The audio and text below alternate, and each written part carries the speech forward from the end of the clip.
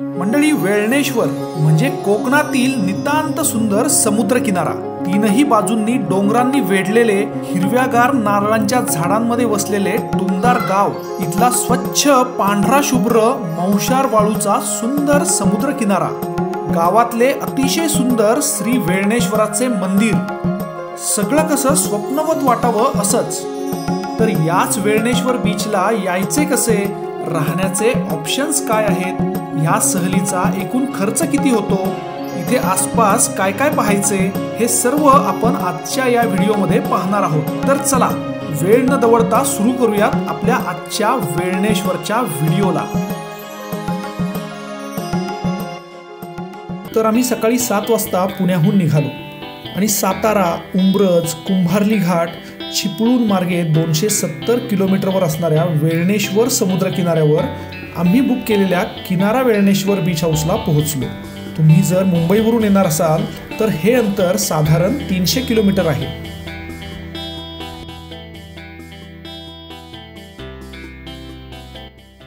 Finally 3 वाजता या वेळणेश्वर समुद्र किनाऱ्यावरती पोहोचलो.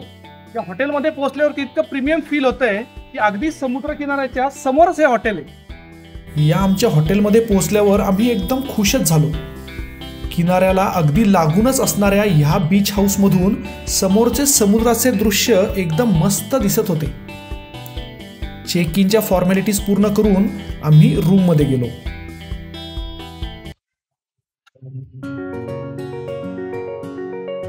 ही रूम आणि याच्या अगदी समोर मस्त समुद्राचा व्ह्यू दिसतोय.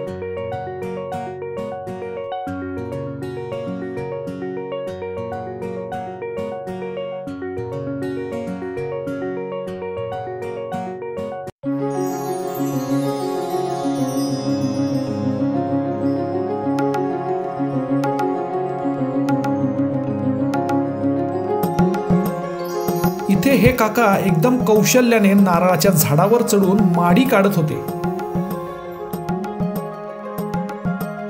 चला, नुकताच चहा घेतलाय, फ्रेश झालोय. पहिल्यांदा आपण जाऊया समुद्र किनाऱ्यावर. समुद्र खुणावतोय. चलो.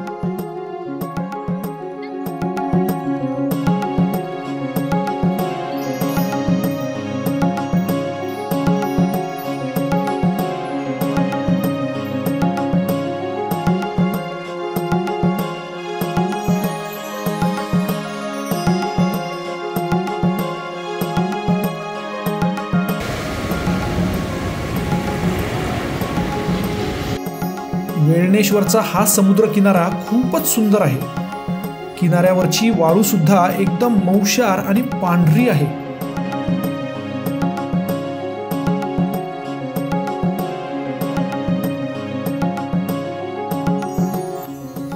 समुद्राच्या या पाण्यात आम्ही मनसोक्त खेळलो. ह्या खळाळत्या थंडगार फेसाळणाऱ्या लाटांमुळे संपूर्ण शरीर एकदम फ्रेश झालं. वरदला आपलं नेहमीप्रमाणे किनाऱ्यावर नवीन सवंगडी मिळाले आणि मग त्यांची एक नवीन कलाकृती तयार करायची लगबग चालू झाली. वेळणेश्वरच्या या समुद्रकिनारी सकाळी आणि संध्याकाळी आपल्याला शेकडो सीगल पक्ष्यांचे दर्शन होते. समुद्राच्या लाटांबरोबर येणारे छोटे मासे आणि किनाऱ्यावरचे लहान लहान खेकडे ही त्यांची रोजची मेजवानी.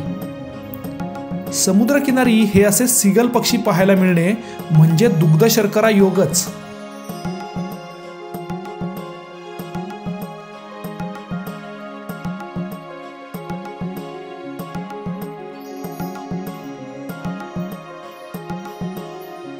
किनाऱ्यावरच्या या वाळूमधून आम्ही भरपूर फिरलो. इथला निसर्ग अनुभवला.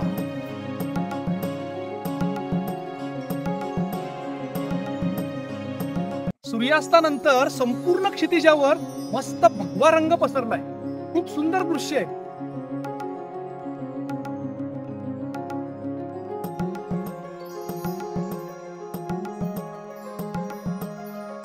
सगळीकडे अंधार पडायला लागलाय आणि आम्ही ज्या होमस्टे मध्ये राहतोय तो आता उजळून निघालाय.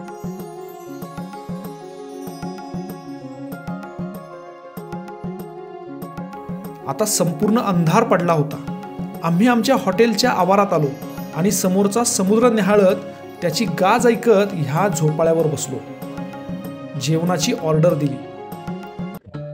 आजचं आपलं डिनर खूपच रोमॅन्टिक माहोल मध्ये प्लॅन झालेलं आहे. चला बघूया आपण काय आहे.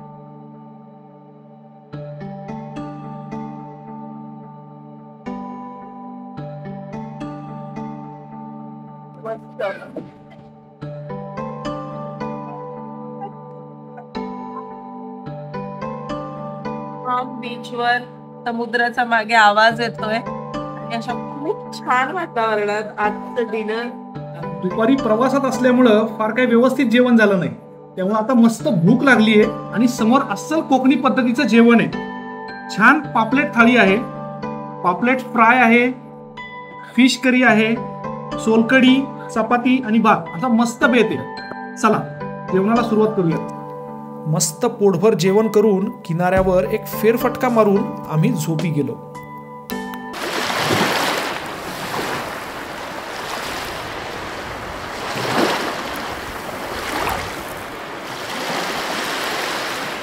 सकाळी जाग आली तीच समुद्राच्या खळाळत्या लाटांच्या आवाजाने.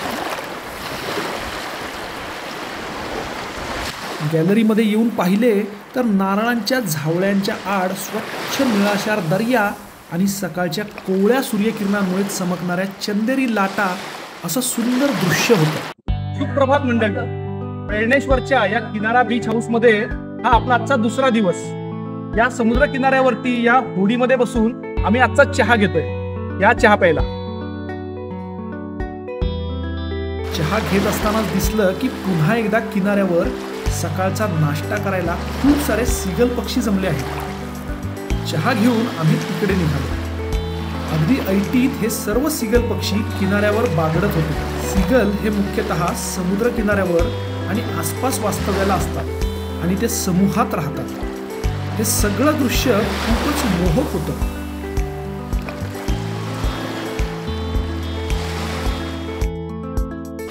मित्रांनो, सकाळच्या वेळी या वेळणेश्वरच्या समुद्र किनाऱ्यावरती खूप छान दृश्य आहे.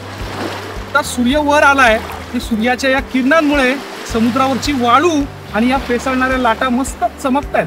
खूप प्रसन्न वातावरण आहे. किनाऱ्यावर आम्ही खूप मजा केली. बसल्या बसल्या इथे या वाळूचा मोठा खड्डा केला.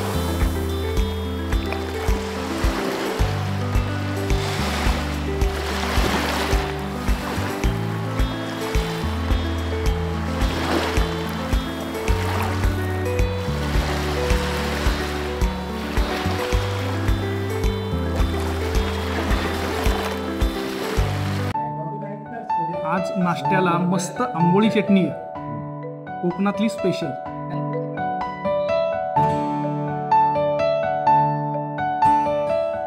नाश्ता करून आम्ही निघालो वेळणेश्वर मंदिर, हेदवीचे अष्टभुजा गणेश मंदिर आणि खडकांवर लाटांचे कारंजे उडवणारी बामणघळ पाहायला. पहिल्यांदा आम्ही पोहोचलो वेळणेश्वर गावातच असलेले श्री वेळणेश्वराचे हे सुंदर मंदिर पाहायला.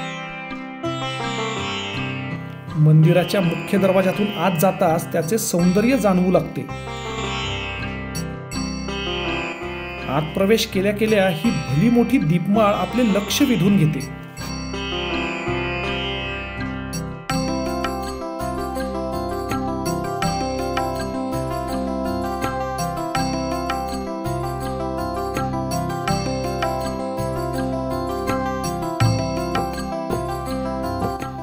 मंडळी, कोकणातल्या कोणत्याही गावात आपण गेलो तर तिथेही अशी सुंदर मंदिरे असतातच.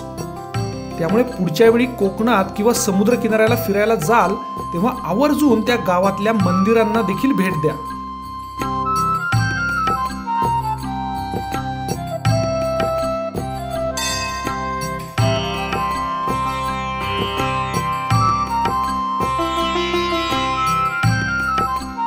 ह्याच आवारात हे श्री काळभैरवाचे सुद्धा मंदिर आहे.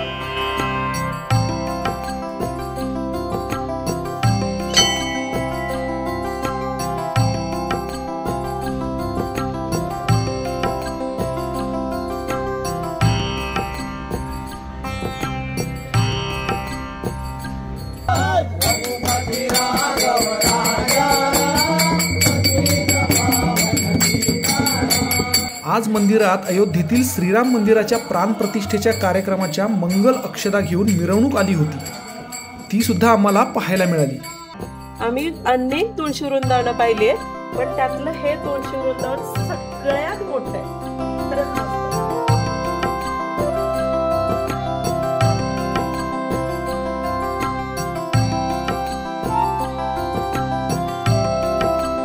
मित्रांनो, कोकणातली मंदिरं ही सुंदर असतात यावर तर आमचा विश्वास आहेच.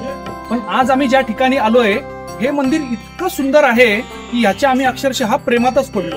ह्या मंदिराची रंगसंगती, ह्या मंदिराचा कळस, ह्या मंदिराला असलेल्या दीपमाळा, ह्या मंदिरात असलेले तुळशी वृंदावन सगळंच अप्रतिम. कोकणात जर तुम्ही गुहागर किंवा रत्नागिरी बाजूला आलात तर या मंदिराला आवर्जून भेट दिलीच पाहिजे. मंदिरात दर्शन घेऊन आम्ही निघालो ते हेदवी बीचच्या बाजूला असलेली बामनघळ पाहायला. ही बामनघळ म्हणजे वर्षानुवर्षे समुद्राच्या लाटा आणि किनाऱ्यांवरील खडक यांच्यात चाललेल्या द्वंद्वाचे एक अनोखे रूप. लाटांच्या प्रचंड ताकदीमुळे किनाऱ्यावरच्या दगडांना ही मोठी भेग पडली आहे. त्यालाच बामनघळ म्हणतात. जेव्हा भरतीचे पाणी प्रचंड वेगाने या घळीत शिरते तेव्हा पाण्याचे मोठे कारंजे किनाऱ्यावर उडतात आणि ते असे दिसतात. आमची जाण्याची वेळ चुकल्यामुळे आम्हाला मात्र उंच कारंजे पाहता आले नाहीत. पण अमावस्या किंवा पौर्णिमेच्या भरतीच्या वेळी जर आपण तिथे गेलो तर मात्र आपल्याला पूर्ण क्षमतेने हा आविष्कार पाहता येईल. बामनघळीच्या आजूबाजूला असणाऱ्या खडकांवर ह्या फेसाळणाऱ्या लाटा धडकून एक मस्त दृश्य पाहायला मिळत होतं. वेळणेश्वर पासून बामनघळचे हे ठिकाण फक्त 6 किलोमीटर अंतरावर आहे. तिथून आम्ही 2 किलोमीटरवर असलेल्या हेदवीच्या प्रसिद्ध दशभुजा गणपतीचे दर्शन घ्यायला निघालो. हेदवी गावच्या डोंगराच्या कुशीत वसलेल्या या मंदिरापर्यंत गाडीने वर जाता येते. पेशवेकालीन असलेल्या या मंदिरात गणेशाची सुंदर व दुर्मिळ अशी 10 हात असलेली संगमरवरी मूर्ती आहे.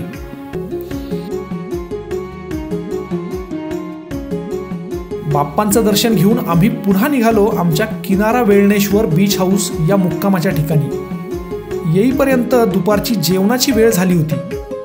भटकंतीमुळे चांगलीच भूक लागली होती, त्यामुळे लगेच आम्ही जेवणाची ऑर्डर दिली. दुपारच्या जेवणासाठी आम्ही सुरमई थाळी मागवली. त्याच्यामध्ये हा भला मोठा सुरमईचा पीस आलेला आहे.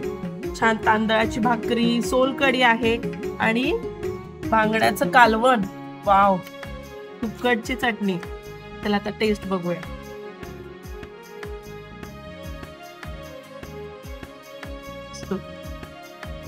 कोकणातलं बिगेस्ट टेम्पटेशन म्हणजे मासे आणि उकडीचे मोदक. स्वतः उकडीचे मोदक आलेले. आपण छान असे ते फोडून मस्त साजूक तूप घालून टेस्ट करूया.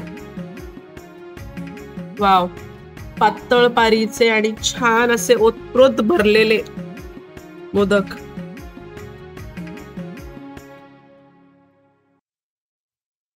वाव.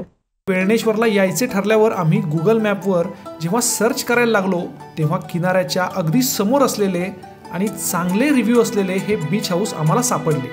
आम्ही लगेच फोन करून ते बुक केले. इथे आम्हाला नॉन AC रूम 2000 रुपयांना मिळाली. AC रूमचे चार्जेस 2500 रुपये आहेत. ह्या बीच हाऊसचे सर्व कॉन्टॅक्ट डिटेल्स आणि गुगल मॅपची लिंक मी डिस्क्रिप्शनमध्ये दिलेली आहेच. मंडळी, तुम्ही जर वेळणेश्वरला येणार असाल तर राहण्याच्या उत्तम सोयीसाठी आणि अस्सल कोकणी चवीचे व्हेज आणि नॉनव्हेज जेवणासाठी, स्पेशली सी फूडसाठी ह्या आम्ही राहिलेल्या किनारा वेळणेश्वर बीच हाऊसची बिनधास्त निवड करू शकता. याच्या बुकिंगचे सर्व डिटेल्स आणि गुगल मॅपची लिंक मी डिस्क्रिप्शनमध्ये दिलेली आहेच. जेवण करून आम्ही ह्या वेळणेश्वरच्या सुरेख आठवणी घेऊन परतीच्या प्रवासाला लागलो. मित्रांनो, आमचा आजचा हा व्हिडिओ तुम्हाला आवडला असेल तर नक्की लाईक करा आणि पर्यटनाचे असेच नवनवीन व्हिडिओज पाहण्यासाठी आमच्या या चॅनलला सबस्क्राईब जरूर करा. चला भेटूयात पुढच्या अशाच एका नवीन पर्यटन स्थळी. तोपर्यंत नमस्कार.